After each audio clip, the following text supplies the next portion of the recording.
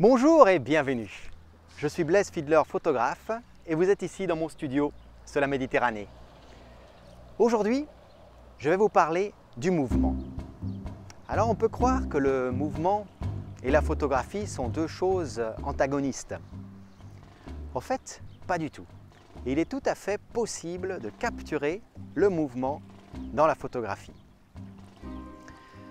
Il y a trois façons de capturer le mouvement. Ce sont mes 3 F du mouvement. Vous le fixez, vous le filez ou vous faites avec. Fixez, filez, faites avec. À chaque technique ou à chacune de ces différentes séquences correspondent des réglages de l'appareil photo différentes. Je vais vous montrer quelques exemples de mes photographies pour que vous voyez de façon très concrète ces 3 techniques en œuvre. Et ensuite, je vais vous montrer comment réaliser ça dans des exemples en direct. Pour la photographie que l'on fixe, il est important d'avoir des vitesses d'obturation aussi rapides que possible. Donc là, on joue sur la vitesse. Typiquement, on va être à un 500e de seconde, un millième de seconde, un 2 millième de seconde. Vous arrêtez complètement le mouvement. Dans la photographie sportive, même dans la photographie de danse, de théâtre, typiquement, c'est ce qu'on va vouloir, arrêter complètement ce mouvement afin de capturer la séquence dans un instant extrêmement précis. La deuxième technique, c'est la technique du filet.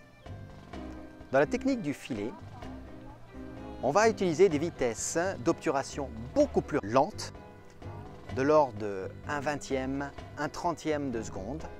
Et avec l'appareil photo, vous allez suivre votre sujet afin que le sujet, lui, soit extrêmement net et l'arrière-plan soit filé. Et on arrive à la troisième technique, faites avec. La troisième technique, elle, consiste à capturer le mouvement dans tout son flou, dans toute sa dynamique sur votre capteur. Là également, on est sur des vitesses lentes, à 1/4 de seconde, 1/5e de seconde, 1/10e, jusqu'à 1/20e de seconde. Et ce qu'on essaye de faire dans cette technique-là, c'est vraiment montrer le mouvement, le montrer tel qu'il évolue. Ça ne va plus être une photo nette, mais on va vraiment comprendre qu'il se passe quelque chose. Sur ces deux dernières techniques, on va privilégier la priorité à la vitesse et on va vous montrer quelques exemples tout de suite sur comment réaliser ces photographies en direct. Alors, je vais vous présenter des photos de mariage triées par vitesse d'obturation. On va commencer avec les plus rapides. Celle-là est à 1/2500e de seconde et ça fige complètement le voile de la mariée. Un 800e de seconde, pareil, la robe de la mariée est arrêtée net. Un 500e de seconde, la robe est toujours figée. Un 250e de seconde, on commence à voir le pantalon du marié, sa veste avec un léger flou. L'effet obtenu en tirant le zoom en même temps. Là, les 5 anglaises sont prises à un 200e de seconde. On commence à voir pas mal de mouvements dans les cheveux. Un 125e de seconde pour l'arrière-plan, mais notre maquilleur de Hollywood est figé par les flashs, donc à peu près l'équivalent de 1 millième de seconde. Là, on est dans la troisième catégorie où on fait avec le mouvement. La photo elle-même est prise à un 30e de seconde et vous voyez que l'arrière-plan est parfaitement net et on capture parfaitement le mouvement de la mariée en train de se jeter dans les bras du marié à un 30e de seconde. Une photo très dynamique. À 25e de seconde, on voit bien l'arrière-plan, le bouger qu'il y a et on suit les mariés. Un 20e de seconde, pareil, un très joli mouvement dans le seau de la mariée avec un arrière-plan beaucoup plus net. Un 13e de seconde, on a notre seigneur acrobate qui nous fait une splendide démonstration. Et un 13e de seconde, ça capture une bonne partie de son mouvement. Une de mes photos préférées de mariage. Un 10e de seconde, regardez la boucle d'oreille, ses bras, les mains des invités. Il y a vraiment une très belle capture du mouvement.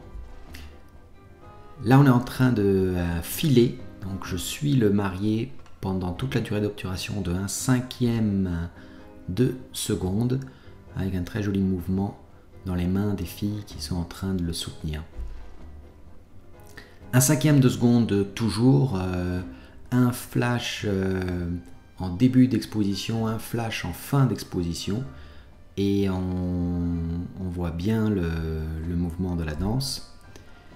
1/4 de seconde, une photo prise à l'heure bleue qu'on peut voir dans le ciel, et pendant le quart de seconde, la mariée bouge sa robe comme un flamenco en faisant un quart de cercle et imprime parfaitement ce mouvement de flamenco sur cette image. 0,3 secondes, un tiers de seconde. Regardez comment on perçoit parfaitement le mouvement dans l'arrière-plan, mais les mariés ont été suivis avec un petit déclenchement de lumière en fin d'exposition. Et 0,6 secondes avec une rotation de l'appareil pour capturer les lumières sur les platines des DJ. Et finalement, une longue exposition à 5 secondes, un arrière-plan parfaitement net, avec une belle capture des lumières d'un carrousel en pleine rotation. On va commencer par fixer le mouvement. Sur mon appareil photo, je me mets en priorité à la vitesse et je me mets à peu près à 1/1000e de seconde. Je suis à 100 ISO et à 1/1000e de seconde avec cette lumière, on me propose du f4. Comme je veux une certaine profondeur de champ, je vais me mettre sur f5,6. Donc pour ça, j'augmente un peu mon ISO. Voilà, à 160, il me propose du f5, ce qui me paraît excellent. Je suis prêt pour figer le mouvement. On va balancer la petite fille et capturer le mouvement.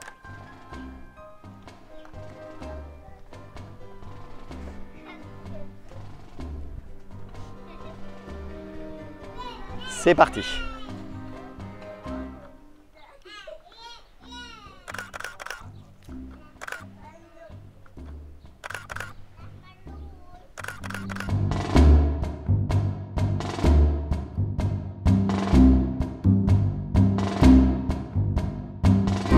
La deuxième façon, c'est de filer le mouvement.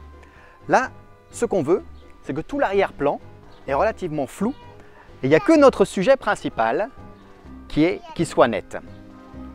Là, on se remet toujours en priorité à la vitesse, mais on change. Je vais le travailler à 1/1000e de seconde, je vais travailler à des vitesses très lentes. Par exemple, là, je suis à 1/15e, je vais mettre 1/15e, 1/20e de seconde. Évidemment, tout dépend du mouvement relatif du sujet par rapport à vous. Donc à 1/20e de seconde, je suis toujours sur mes 160 ISO. On me propose du f22 qui clignote, donc l'objectif, le diaphragme, ne permet pas de fermer suffisamment. Je vais baisser mes ISO pour me retrouver à ISO 50. Et là, avec cette lumière, on me propose du f20, 1/20e de seconde. Ça va. Donc là, ce qui est très important, je me mets dans un mode de autofocus qui suit le mouvement, cerveau, et mes paramètres sont bons. Ce qui est très important, c'est suivre le mouvement maintenant en fonction de mon sujet. Je vais lui redonner un peu de balance. Voilà. On se met en position et on y va. Regarde-moi.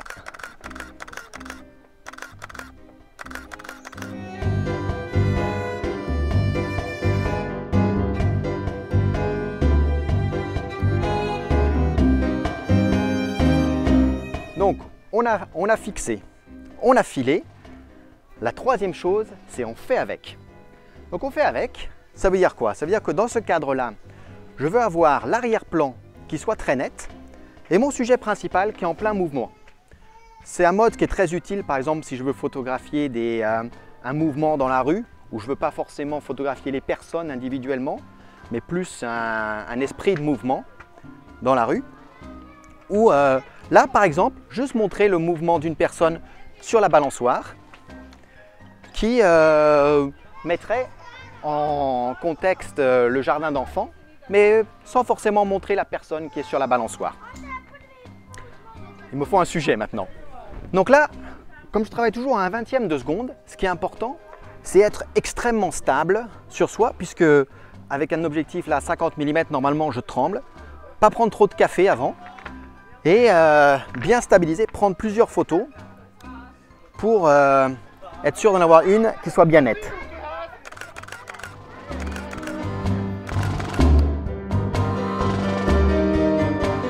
Donc là, on vient de voir les trois façons de capturer le mouvement. Chaque fois, je suis en priorité à la vitesse. Quand je fixe, je travaille à un 500e, 1 millième de seconde. Quand je file, je vais travailler à basse vitesse, 1 20e de seconde, 1 30e, et je suis le mouvement de mon sujet. Et quand je fais avec, je travaille également à basse vitesse. Je me positionne de façon très stable, où j'utilise un trépied, afin de capturer le contexte et laisser couler le mouvement. Je vous remercie d'avoir suivi ce cours. Je suis Blaise Fiedler, photographe, et je vous dis à très bientôt.